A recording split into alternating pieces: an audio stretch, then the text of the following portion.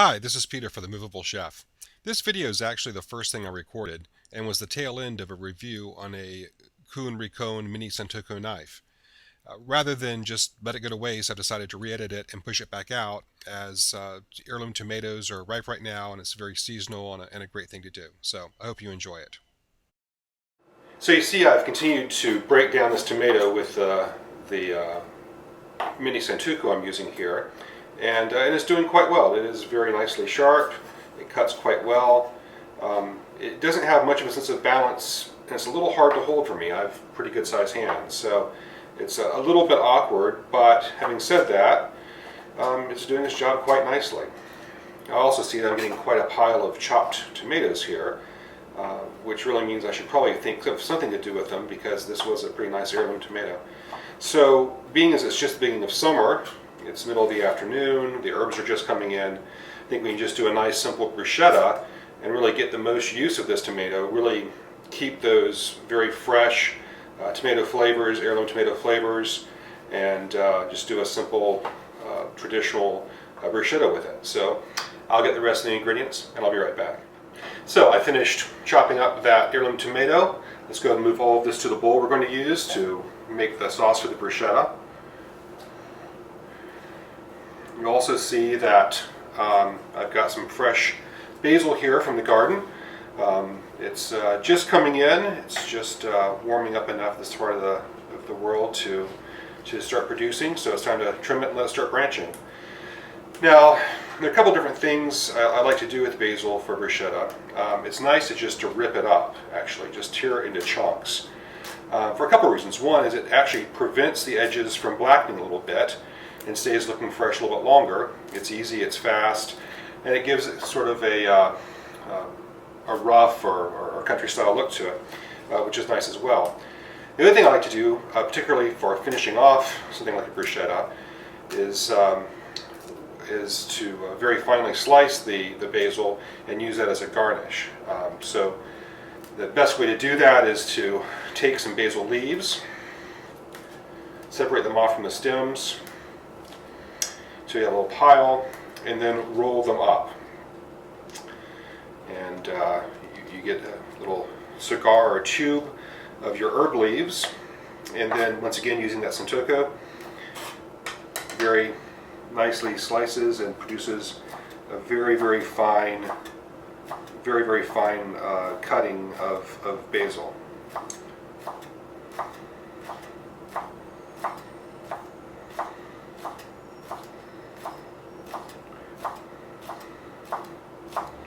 The knife is sharp enough that the edges probably won't darken too much, but this is still something you should use relatively soon after cutting. So really right before serving the bruschetta.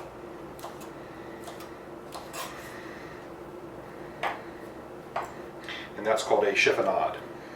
So just continuing on, we have our bowl of basil and tomatoes at this point, a little bit of olive oil.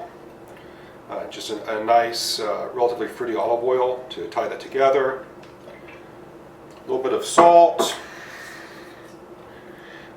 Depending on how sweet your tomatoes are, what time of the year it is, a little bit of vinegar can be nice to cut the sweetness. This is actually a balsamic I brought back from Austria, of all places, which is very nice. It's produced by Greenbauer, or Gegenbauer, which is a local vinegar producer there. And some black pepper. And you see I have this ridiculously small pepper mill. There's a reason for that. I'll be reviewing this in a future video.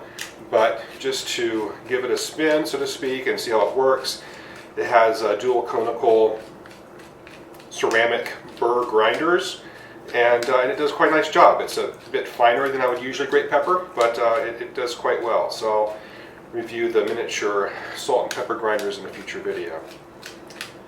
And there we have a basic topping for bruschetta.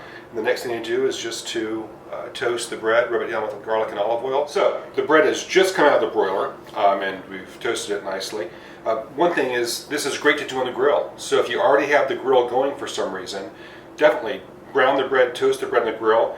Usually just do it on one side so it doesn't dry out too much, but that's a great secondary use while the grill's coming up to temperature.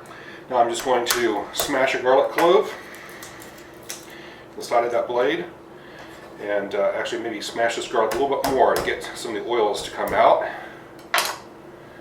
And then you just literally rub this on the bread. You just want the bread almost acting as sandpaper, stripping off little pieces of that garlic where it's been sort of pre-crushed, and get some of the garlic oil and flavor in there.